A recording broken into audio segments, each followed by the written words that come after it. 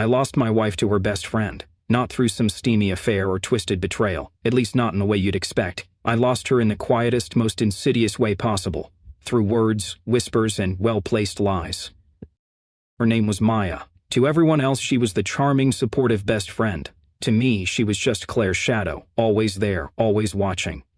I never suspected her of anything, not once, but it turns out, you don't need to sleep with someone's spouse to destroy a marriage. Sometimes you just need the right poison, delivered drop by drop over the years. I'm Ethan, and what happened to me wasn't a tragedy, it was an erosion. One day I was a husband, next I was a stranger standing in my own home, holding a suitcase, hearing the love of my life say, "I don't know who you are anymore." And the worst part, I didn't even see it coming. Before everything fell apart, we were the couple everyone envied. Claire and I met during our junior year in college, two broke students grinding through finals and caffeine addiction. We shared the same cramped library table during one rainy November, both of us stubbornly fighting sleep. She offered me a sip from her thermos without a word. That moment stayed with me. It wasn't love at first sight, but it was something quietly electric. Claire was brilliant, sharp-tongued, fiercely independent, ambitious in a way that lit up every room she entered. I was quieter, more grounded. While she chased internships and spoke at student panels, I took part-time shifts and made dinner for us. We balanced each other. Or at least, that's what I believed. We dated through graduation and moved in together 6 months after. When she got accepted into a prestigious law program out of state, I didn't hesitate. I quit my full-time job and followed her. We relocated to a city where I knew no one. I took the first job I could find, managing inventory at a warehouse during the night shift. Claire would come home late from classes and internships, and I'd have dinner waiting. She always kissed my forehead and called me her sanity. That used to mean everything. I sacrificed a lot, but I never counted. That's what love is, right? Giving without keeping score. I didn't mind the lonely nights or missing birthdays with friends. I believed in her, in us. We had plans, pay off her student debt, buy a modest house, and eventually start a family. Claire always said, "We'll build our own empire," and I believed her. The first few years were tough but full of hope. I saw her grow into a woman of purpose and passion. Her victories felt like mine. When she landed her first major case as a junior associate, I took a week off just to make her feel celebrated. She was glowing, and I felt proud to be the man behind her strength. Then came Maya. She was introduced as Claire's best friend from high school, a free-spirited artist with a laugh that turned heads. Claire called her my other half. At first, I welcomed her. She brought stories, spontaneity, and laughter to our apartment. She teased Claire in ways I couldn't, gave her a connection rooted in years of shared secrets and mischief. I figured everyone needs someone like that. Besides, Maya had a boyfriend at the time, and I was secure in what Claire and I had. The three of us often had dinner together. We played board games, watched movies, and even went on a few short trips. Claire seemed happier when Maya was around, and that made me happy too. There were nights I'd come home to find them laughing in the kitchen, wine glasses half full, sharing inside jokes. I never felt excluded, not yet. Looking back now, I can see all the little moments that meant more than I realized. The way Maya watched me sometimes, not with desire but calculation. The subtle way she inserted herself into our routines. Claire started echoing her phrases. Decisions that we used to make together began happening without me. But in that early phase, I was still blind. To me, they were just best friends, and I was the lucky man who had both a brilliant wife and a life surrounded by warmth. I didn't know I was already losing her. What I didn't see, what I refused to see, was how the rhythm of our marriage subtly shifted after Maya became a fixture in our lives. It wasn't immediate, but gradual, like a slow leak in a tire you don't notice until the car won't move anymore. Claire used to text me during the day with silly memes or random thoughts. That stopped. When I asked how her day was, she'd respond with, "I already told Maya," or "You wouldn't get it." At first I laughed it off, but it started to sting. I remember once planning a weekend getaway for just the two of us. I booked a quiet cabin by the lake, thinking we could disconnect and reconnect. Claire said she had too much work. I understood. But that same weekend, I saw photos on Maya's social media, Claire and her at a wine tasting, smiling like teenagers. When I confronted her, she brushed it off. "I needed a break. You'd have hated it anyway." I told myself not to be petty, not to keep score. But I felt it, a cold, creeping doubt, like I was becoming the background character in my own marriage. Still, I held on. Because that's what you do when you love someone, right? You forgive, you adapt, you wait for the warmth to return. I told myself she was just going through a phase, that once work was settled, once Maya backed off, things would go back to normal.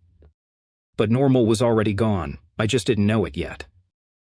And somewhere in that slow unraveling, I missed the moment when being her husband stopped meaning I was her person. It started with the small things. Claire began double-checking my stories. If I mentioned running into someone from work, she'd ask, "Are you sure it was him?" If I talked about a client, she'd fact-check the details online.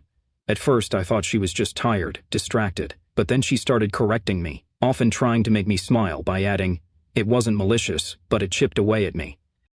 Maya, on the other hand, had a way of slipping into conversations like a scalpel, sharp, precise, and always just beneath the surface. If I mentioned a plan for the weekend, she'd smirk, "Claire already told me something different." If I cooked dinner, she'd add hot sauce without asking and say, "You know Claire likes it spicy." And Claire never said a word. We used to fall asleep tangled together. But gradually, Claire started going to bed early, facing the wall. Some nights, I'd come in to find her watching a movie with Maya on her laptop, earbuds in, laughing quietly. When I joined, they'd pause. "It's a girl thing," Claire would say. I'd go to bed alone. Then there were the decisions, subtle shifts in control. We had always agreed on budgeting together, but one day I noticed a large charge on our joint account. A trip Maya and Claire had booked without telling me. "It's just a spa weekend," Claire said. "Didn't think you'd be interested." I wasn't mad about the money. I was mad it didn't matter. Maya started visiting more, unannounced, often staying the night, sometimes for days. She kept a toothbrush in our bathroom, left her slippers under our couch. It was no longer a visit, it was a residency, and Claire seemed to welcome it. I tried talking to her. "Do you think maybe we need more space, just us?" She frowned, genuinely confused. "Maya's like family, why would that bother you?" I didn't have the words to explain how suffocating it felt. How I couldn't breathe in my own home anymore. The hardest part was watching Claire shift her loyalties, slowly, almost imperceptibly, from me to Maya. When I had a bad day, she'd tell me, "You should talk to Maya, she's good with emotions." When I got promoted at work, Claire barely looked up from her phone. Maya said, "Nice, now you can finally buy that TV Claire wanted." It felt like I was slowly being rewritten, like the version of me they saw wasn't real anymore, just a character they edited without my consent. One night, we argued about something trivial, laundry maybe. Claire raised her voice, which she never used to, and Maya, sitting on the armrest, muttered, "You always make it about yourself." Claire didn't defend me, she just stared. That silence said everything. I stopped initiating anything, conversations, affection, even meals. I didn't want to be accused of trying too hard or not enough. I existed quietly, hoping, waiting, shrinking. The emotional distance didn't just grow, it calcified. I began to second-guess myself. Should I speak? Should I stay silent? Should I fight harder for us, or would that push her further away? There was a night I tried to reconnect. I lit candles, cooked her favorite meal, chicken piccata with lemon and capers, and even played her favorite Norah Jones record. She came home late, visibly drained. Maya followed her in, laughing about something from the car ride. Claire barely noticed the effort. She kissed me on the cheek and said, "Thanks, but I already ate." Maya grinned and added, "We had sushi, you know how impulsive Claire gets." I remember sitting at the table, alone, watching the candle flicker out. From then on, I stopped planning things, not out of spite, but out of fear, of feeling that small again. Even my family began to notice the shift. My sister came to visit once and pulled me aside. "Is Claire okay? She didn't talk to us. And that friend of hers? She acts like she owns the place." I shrugged it off. What was I supposed to say? That I felt like a guest in my own marriage? I wasn't cheated on, I wasn't hit, I wasn't screamed at. But I was erased bit by bit until the man I used to be was nothing more than a shadow in someone else's home. But all of that, the silence, the distance, the slow unraveling, was just the setup. The real blow, the one that shattered everything, came not long after, and I never saw it coming. I came home one evening to find Claire sitting at the kitchen table, wine untouched, phone in her hand, face pale. I asked if everything was okay. She didn't look up, just handed me my phone unlocked and whispered, "You've got a lot of nerve." I stared at the screen. It was a series of texts between me and Maya, conversations about dinner plans, books, and silly memes. Lighthearted, polite, nothing inappropriate. I scrolled in confusion until Claire said, "I didn't realize you two shared so many inside jokes." My chest tightened. I tried to speak, but she raised a hand. "Don't, I already know." I didn't understand what she thought she knew until Maya called that night. She was crying, shaky, trembling voice. "Claire's upset with me," she said. "I told her everything." "What's everything?" I told her I used to have feelings for you, she said. I thought she deserved the truth. My blood ran cold. You what? I didn't say you did anything. I told her I was the one who struggled. I thought I was over it. But when you were so sweet last week, when you helped me with my flat tire, I don't know, it stirred things. I thought she should know. Maya, that was just being decent. I know, but Claire saw the texts. I think she's reading into things now. Claire didn't speak to me the next day, or the one after. She moved with purpose, emotionless, like someone wrapping up a job before walking out the door. I tried to explain. God knows I tried. I showed her the messages again, offered to let her read anything she wanted, told her nothing had ever happened, but she just stared at me with this strange mix of sadness and disgust. She said you wanted her once, Claire finally said, that you kept her close in case we didn't work out. That's insane. I never... She said you looked at her differently, that you texted her late at night about things you didn't even tell me. They were stupid things, random stuff. I never, Claire, please. She turned away. I've been here before, she said, with someone who swore nothing was happening, right before I found out everything was. That was the first time I realized Claire had been hurt long before me, and that Maya knew it. The worst part? Maya had crafted the perfect story. She hadn't lied outright. She told a version of the truth wrapped in her own wounded vulnerability. She made herself the victim of her feelings, and painted me as the man who let her hang in the balance. I wasn't just being accused of infidelity. I was being accused of emotional manipulation, of being a man who kept another woman orbiting, just in case. Claire told me to pack my things 2 days later. No shouting, no dramatic tears. Just a flat voice that said, I can't live with someone who might be thinking of someone else every time he looks at me. I wanted to scream, to shake her and say, I never looked at her that way. I never asked for this. But I didn't. Because the woman standing in front of me wasn't the Claire I knew. She was someone Maya had created, one poisoned thought at a time. As I zipped up my suitcase, I looked around the apartment we built together. The bookshelves I installed, the wall we painted green, the photos that told a happier story. I realized then I wasn't just leaving her. I was leaving a version of myself that no longer existed. Claire stood by the door but didn't watch me leave. She just stared at the floor, arms crossed, a storm held tightly in her jaw. I stepped into the elevator with a bag full of clothes and a head full of questions. I didn't cry, not yet. The numbness was too strong.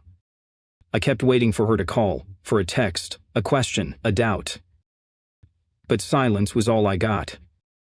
And in that silence something started to break, not just my heart, but the story I thought I knew. Because Maya wasn't done yet. A week passed. I stayed at a friend's spare room, sleeping on a pull-out couch with springs that creaked every time I shifted. My toothbrush sat in a cup that wasn't mine. My clothes smelled like someone else's detergent. I wasn't just displaced, I was disoriented. I replayed everything in my head. Every conversation with Maya, every night Claire went to bed early, every girl's weekend that excluded me. What had I missed? Where had I failed? Then, one night my friend came home holding his phone. Hey man, you might want to see this. It was Maya's latest Instagram post. A picture of Claire and her at a candlelit dinner, captioned, "Some connections never fade. Real love knows how to survive anything." My hands went cold. Comments flooded the post, people cooing about true friendship, about women supporting women, but all I saw was triumph. I closed the app. My stomach twisted. For the first time, I felt something deeper than betrayal, invalidation. As if my entire relationship had been rewritten, repackaged as a story where I was never really the center. Claire wasn't just pulled away from me, she was delivered into Maya's narrative. I wanted to believe it was all a misunderstanding, that Claire would come to her senses, that Maya's manipulation would unravel under its own weight. But another part of me knew something irreversible had cracked. That night, I sat in the dark and asked myself a question I never thought I'd need to ask. What if the marriage I believed in only ever existed in my head? I thought the worst was over. I was wrong. Maya was just getting started.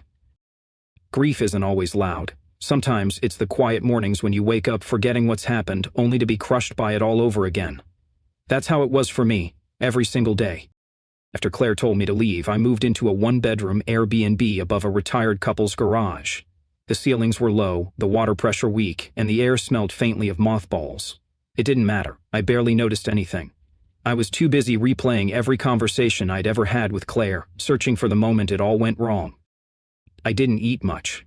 Didn't sleep either. My appetite for both had vanished with my sense of self. The world outside felt muted. I stopped answering calls, ignored texts from my sister. I couldn't bear the pity in their voices. Worse, I couldn't answer the question everyone wanted to ask but didn't. What happened? Because I didn't know. Not really. Was I too passive, too trusting? Did I laugh too often at Maya's jokes? Did I miss the signs Claire had begged me to notice? It was a loop I couldn't escape. I kept my phone close, hoping Claire would reach out, that she'd say she overreacted, that Maya had twisted her thoughts. But the silence stretched, and the longer it lasted, the more permanent it felt.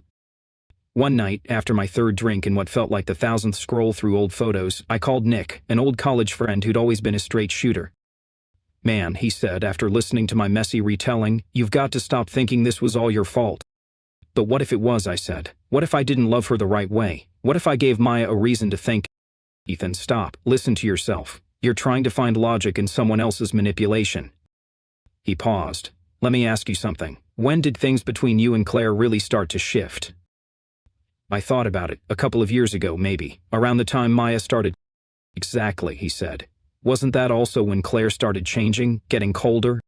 My stomach turned. "You said Maya was there for your fights, for your arguments, for all the big decisions Claire made that pushed you away. Doesn't that seem coordinated?" I didn't answer. I couldn't. But the words stuck. That night, I grabbed a pen and started listing moments Maya had been present, or involved, during our low points. It was more than a coincidence. She had been there every time something fractured between Claire and me, and always she was on the receiving end of Claire's tears. Was it possible? Could she have been shaping Claire's perception of me all along? Once the idea took root, I couldn't shake it. I remembered when Claire almost didn't take her job offer in the city because she was worried about us growing distant. Maya had been the one to convince her. "You can't make career decisions based on a man," she'd said. Claire took the job. I remembered Maya showing Claire that article about emotional affairs and how Claire started being weirdly cold to my female coworker even though nothing had ever happened. And then there was that wine night, just the two of them, after which Claire suddenly decided we should go to couples therapy. Not talk, not ask, just therapy, like something was already broken. My grief started to shift, not away, but into something sharper, clearer. I had blamed myself for so long that I hadn't seen the slow poison dripping into our marriage, and worse, I had thanked the one holding the bottle. But what could I do with that knowledge now? Claire was gone, Maya had her, and I was alone, surrounded by ghosts of what-ifs. I started writing things down, not to publish, not for revenge, just to understand. I charted patterns, tried to rebuild the timeline. I needed to see it on paper to believe it wasn't just paranoia. And the more I wrote, the more I saw it. I wasn't crazy. I'd been curated. It out of my own life. In that messy little garage apartment, something began to shift, not dramatically, not overnight, but the fog started to thin. I began to go on walks. I started answering Nick's calls again. I opened a window, literally and metaphorically. There were still nights when the weight on my chest made it hard to breathe, when the scent of Claire's shampoo from a stranger's passing perfume could gut me in seconds, but they came less often, less sharp. The healing didn't come from acceptance, not yet. It came from clarity, from realizing that the collapse wasn't a singular moment, but a slow war, one I didn't know I was fighting. And maybe, just maybe, I was finally ready to pick up a weapon. And once I started seeing the pattern, I couldn't stop. Because if Maya had spent years dismantling my marriage piece by piece, what else had she taken that I didn't even know was mine? Healing didn't begin with peace. It began with rage. At first I ran on anger, at Claire, at Maya, but mostly at myself. I needed something to push against, so I picked my body. I joined a gym. Every morning at 6 a.m. I was there, lifting, running, and sweating out regret. The physical pain made sense. It had rules, reps, sets, results, unlike the chaos Maya had left behind. I also reached out to my old employer. I'd left the job 2 years earlier to help Claire settle into her new firm. Now, I asked for a chance to come back. My manager was surprised, but kind. "You were always solid," he said. "We'll make space." For the first time in months, I felt like someone believed in me again. But the biggest shift came when I stopped looking inward and started looking outward. I needed answers. Not to win Claire back, not even for closure, But to understand how someone like Maya could get so deep into someone else's life and tear it apart without ever lifting a finger. I started small. Conversations with mutual friends, casual, careful. I asked about things I remembered wrong, watched for flickers of recognition. A few people shared strange comments Maya had made about me over the years. Always subtle, always plausible, but just enough to plant doubt. Then, through a mutual friend, I met Josh, Maya's ex from 3 years back. We got coffee. He looked nervous at first, but opened up quickly when I told him what happened. "She's brilliant," he said. "She never raises her voice, never says anything outright. But by the time you realize something's wrong, you're already the bad guy in her story." His relationship had ended with everyone thinking he had cheated. He hadn't. But Maya had quietly fed stories to friends, twisted minor fights into narratives of emotional abuse. "She doesn't need to lie," he said. "She just frames things." That hit hard. Josh wasn't the only one. I talked to 2 more people who had dated her briefly. Different cities, different years, but the patterns were the same. Control masked as concern. Manipulation wrapped in empathy. The more I learned, the clearer the picture became. Maya didn't destroy relationships out of jealousy or passion. She did it to feel powerful, to rewrite people's lives from the sidelines. And Claire had been her longest story yet. Instead of breaking me, that realization anchored me.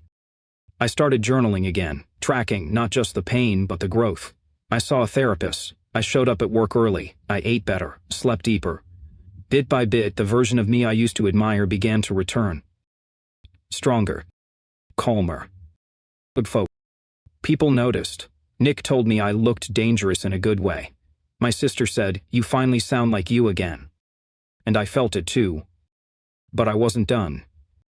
Because somewhere in the middle of rebuilding my life, I realized something.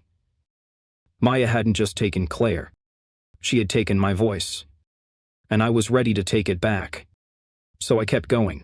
I started compiling the stories, not just in my journal, but in a structured way. Timelines, patterns, statements. I wasn't planning to confront Maya. This wasn't about vengeance. It was about reclaiming clarity. In parallel, I rebuilt my image piece by piece. I volunteered to lead projects at work, took on more responsibility. Coworkers started asking for my opinion again. I wasn't the broken man they'd whispered about last year. Even my appearance changed. I cut my hair short, traded my old clothes for a wardrobe that actually fit the man I was becoming. Confidence wasn't something I performed, it was something I earned, one small decision at a time. By the 3rd month, I was no longer waiting for a phone call from Claire. I wasn't hoping for closure. I wasn't trying to fix a past someone else had ruined. I was building a future Maya couldn't touch. And yet, I knew our paths would cross again. Maya wasn't the type to let loose ends dangle. She liked her stories tidy. She needed to be the narrator. But I was no longer a character in her script. Now I was the one turning the pages. And very soon she'd learn how the story ends. The invitation was simple, a casual reunion of old friends, just like the old days. Drinks, small bites, some laughs to wash away the awkwardness of lost time. I sent it to 10 people. People Claire and I used to see often, back when our lives were still entwined. Among them, Nick, Julia, 2 of Claire's old college roommates, and, of course, Maya. Claire responded first. "Sounds fun," she wrote. Her tone was neutral, almost curious. Maya responded 3 hours later. "Wouldn't miss it for the world." I booked a cozy rooftop bar. Not too loud, not too dark, the kind of place that invites intimacy. I arrived early, made sure the projector worked, and tested the screen one last time. Then I waited. They came in waves, cheerful and warm. Some hugged me like I'd risen from the dead. Others were more cautious, unsure how to treat me now. But the wine helped. Conversations flowed. Laughter returned. Claire arrived an hour in, dressed simply but beautifully as always. She gave me a polite smile, and I offered her a glass of her favorite Riesling. She hesitated, then took it. Maya was the last to arrive. Late, deliberate, dramatic. She wore red. Of course she did. We mingled, took photos, played a quick remember when game. People loosened, the city lights blinked around us. Then, just before dessert, I tapped my glass. "I know this isn't exactly a milestone birthday or engagement party," I said, "but I wanted to share something." Everyone quieted. I've spent the past few months recovering and reflecting. Some of you know parts of the story, some of you don't. Tonight I just want to offer some clarity. No accusations, just the truth. I clicked the remote. The screen behind me lit up with a simple header, context. I walked them through my side briefly, calmly, not a sob story, just moments, patterns, doubts. Then I opened a folder labeled Unsent Messages. I displayed an email. One Maya had written to her ex-boyfriend Josh. The subject, "This has to work." The content was worse than I remembered. "If I can break them up before summer, I'll be free of her smugness forever. Ethan's not even that smart. She thinks he loves her. God, please. This is about control, about balance, about finally being the one who wins." Silence. I didn't look at Claire right away. I watched Maya. She had frozen, but only for a second. Then she smiled. 3 days ancient, she said, brushing back her hair. "We all say stupid things when we're emotional. Doesn't mean I meant it." I finally turned to Claire. She wasn't blinking. I said nothing. Maya laughed. "What? You really think he's innocent? That he didn't flirt with me behind your back? That he didn't enjoy our late-night talks?" Still, I stayed silent. Claire looked at me, then at Maya. And then Maya said the one thing I couldn't have scripted better. "You thought he actually loved you." Gasps rippled around the room. Claire stood slowly. Her wineglass trembled. Her face was pale. "Get out," she whispered. "Leave. Now." For the first time, Maya's mask cracked. "Claire, come on. Go." She did. No one clapped. No one cheered. They just stared, and I just sat down. No triumphant grin, no revenge speech, just peace. I didn't need Maya to suffer. I just needed the truth to breathe. Claire didn't say anything else that night. She left shortly after, but before she did, she paused at the door, looked back at me, and I saw something I hadn't seen in years. Uncertainty. Not anger, not pain, just a question. And I knew this wasn't the end of our story. Something had shifted. And whatever came next, I would be ready. The others lingered in awkward silence, shifting between disbelief and hushed whispers. Nick walked over, clapped a hand on my shoulder. "That was something," he said, eyes wide. "You sure you didn't want to rub it in?" I shook my head. She did that herself. People slowly began to trickle out. Some offered hugs, others looked at me differently, not with pity but with a strange respect. It wasn't about vindication, it was about control. For the first time, I had held the pen. Later that night, I sat alone at the edge of the rooftop, city lights flickering like stars that forgot their places. I thought about what Maya had taken and what she hadn't. She hadn't taken my integrity. She hadn't taken my truth. And now, she couldn't take my silence either. I knew things wouldn't magically resolve. Claire wouldn't run back, arms wide open. But maybe, just maybe, she'd start to ask the right questions. Maybe she'd start to rewrite the version of me Maya had painted. That was enough. Because I didn't need revenge. I just needed the story to end on my terms. And maybe, just maybe, this wasn't the final chapter. Maybe it was just the pause before the truth finally had its say. Maya had always been good at controlling the narrative. For years, she danced through social circles like a puppet master, pulling strings, shifting perceptions, painting herself as the charming, misunderstood soul. But stories only hold as long as the audience believes them. After that night on the rooftop, things began to unravel quickly. Nick told me later that people started asking questions the moment Maya left. Some had suspected things, others were genuinely shocked, but once doubt crept in, the stories flowed. Little inconsistencies, past moments reinterpreted, people putting two and two together. By the end of the week, Maya had become radioactive. Invites stopped coming. Her name was left off group messages. Friends she'd curated for years suddenly stopped returning her calls. One even posted cryptically, "Some people build their world by tearing down others, not anymore." But the biggest fallout came from her job. Claire never told me what she did, but word reached me that HR at Maya's firm had launched an internal inquiry. It turned out the email she wrote to Josh, the one I showed that night, had been forwarded anonymously to her boss. Maya had used her company email to send it. That was enough. She wasn't fired, but she was reassigned. A quiet demotion dressed as a transition. She lost her high-profile clients, her corner office, her voice in meetings. From what I heard, she now handled internal reports for a junior manager, far from the spotlight she craved. As for Claire, she showed up 3 weeks later. She didn't text, didn't call, just knocked on my door one evening as the sun dipped below the city skyline. She looked tired, not broken, but softer, realer than I remembered. I, I should have known, she said after I let her in. I should have asked, should have trusted you. I didn't speak, I just listened. I was angry, not just at you, at everything, at the pressure, the expectations, and Maya? She knew exactly what to say. She paused. I let her poison my thoughts because it was easier than facing the fact that I was scared that I was failing at something I thought I could handle, and I blamed you. I needed to believe someone else was the reason I felt lost. Tears welled in her eyes. I'm so sorry, Ethan. It would have been easy to say something cruel, to lash out, to ask why she didn't believe me when it mattered. But I didn't want that. I looked at her, really looked. She's still Claire, still the woman I'd followed across states, still the girl who once shared a thermos of coffee in a crowded library. But she wasn't mine anymore. And that was okay. I don't hate you, I said quietly. I never did. She nodded, relief flickering across her face. But you didn't believe me, I added, not once, not when it counted. Silence hung between us like a verdict. I know, she whispered, and I'll carry that. She left soon after. We didn't hug. We didn't promise to stay in touch. Some chapters need to end without punctuation.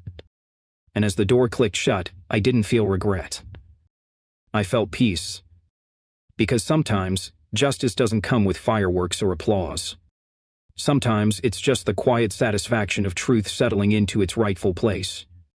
In the days that followed, I went back to my routine, early mornings, work, walks, writing. But something had shifted, not in the world but in me. For the first time in a long time, I felt untethered, not in the lonely way, but in the liberated one. I didn't check Claire's social media, didn't ask mutual friends for updates on Maya. Their stories were no longer mine to follow. I had mine to write. And it no longer started with loss. It started with clarity. And that was more than enough. My new life didn't begin with a celebration. There was no grand reopening, no champagne toast, no dramatic transformation. It began with quiet. Mornings were my favorite. I'd wake early, make real coffee, none of that instant stuff I used to settle for, and step out onto the balcony of my small but sunlit apartment. Some days I read, some days I wrote. Most days, I just breathed. I took a job I liked, not one I needed to prove anything with. I worked with people who valued honesty over politics. After hours, I took long walks, sometimes through the park, sometimes by the water. I stopped checking my phone obsessively. I stopped measuring time and who texted first. For the first time in years, I lived without waiting. I didn't date right away. I wasn't avoiding it. I just wasn't looking to fill a void. I had spent too long trying to be someone for someone else. Now I was getting to know the person who remained. There were days when memory still crept in, of Claire, of Maya, of the man I was during those years, but they didn't sting like they used to. They felt distant, almost like watching a younger version of myself stumble through a lesson he was always meant to learn. And what did I learn? That love, without trust, is just performance. That sometimes the people who smile the brightest carry the darkest intentions. That silence isn't always peace, and loud voices aren't always right. But more than anything, I learned the value of boundaries. Of protecting your heart, not with walls, but with wisdom. Of giving love, but not giving away the pen that writes your story. I realized I had made the mistake of outsourcing my truth, waiting for Claire to validate it, allowing Maya to distort it. I had handed them the compass to my self-worth. Never again. That wasn't bitterness, it was clarity. Love, I now understood, isn't about losing yourself in someone else. It's about building something where both people are whole, and stay whole, even when storms hit. Trust isn't a given, it's a choice, every day, and respect is the bedrock. I still believed in love. I still believed in connection. But now, I believed in myself more. One weekend, I took a short trip alone to a coastal town I'd always wanted to visit. I brought only a backpack, a notebook, and a novel I never seemed to finish. The last morning there, I woke up early, before the cafes opened, before the streets filled. I walked down to the beach, kick off my shoes, and let the cold morning waves kiss my feet. The horizon stretched wide before me, endless, open, quiet. I stood there for a long time, not thinking, not searching, just being. And then, I smiled. Not because something extraordinary had happened, but because I finally knew I didn't need closure. And peace. And that was everything. The tide rolled in gently, brushing against the shore like a lullaby. I sat down on a weathered bench, still barefoot, letting the breeze wrap around me like an old friend. Few children ran past, chasing gulls and laughter. An old couple walked by, holding hands in silence. Life went on, and I was no longer outside of it. I opened my notebook, wrote a single line. Peace is when your past stops echoing louder than your present. I closed it. The waves continued, the sun rose higher, and I stayed there, steady, rooted. Not because I was waiting, but because I was whole. That morning, looking out at the water, I didn't think about endings. I thought about beginnings. And I smiled. Not a performative smile, not a guarded one. A quiet, genuine smile. Because I had survived. Because I had learned. And because the tide, just like life, always comes back full of new possibilities.